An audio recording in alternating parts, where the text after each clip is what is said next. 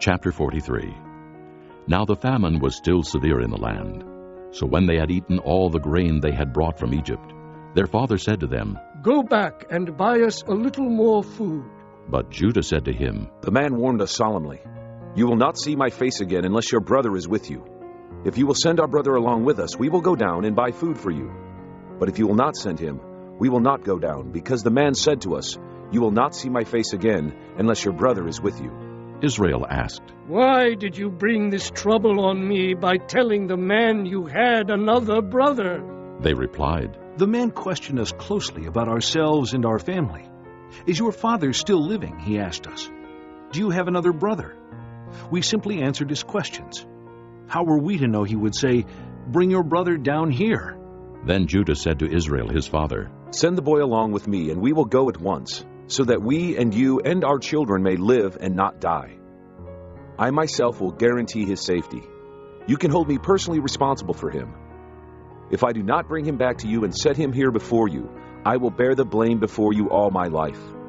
As it is, if we had not delayed, we could have gone and returned twice."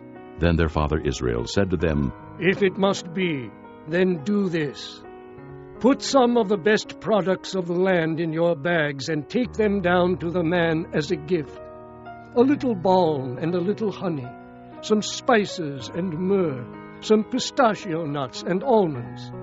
Take double the amount of silver with you, for you must return the silver that was put back into the mouths of your sacks. Perhaps it was a mistake. Take your brother also, and go back to the man at once.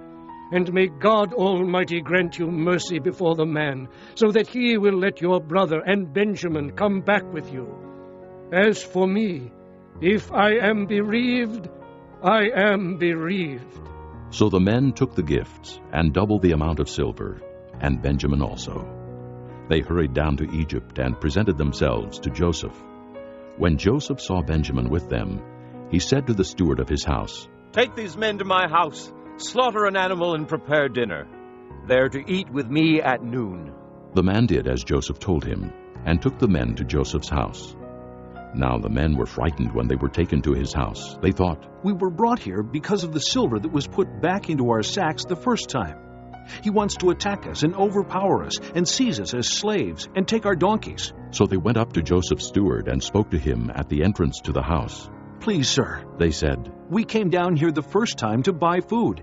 But at the place where we stopped for the night, we opened our sacks, and each of us found his silver, the exact weight, in the mouth of his sack. So we have brought it back with us. We have also brought additional silver with us to buy food. We don't know who put our silver in our sacks." "It's all right," he said. "Don't be afraid. Your God, the God of your father, has given you treasure in your sacks. I received your silver." Then he brought Simeon out to them.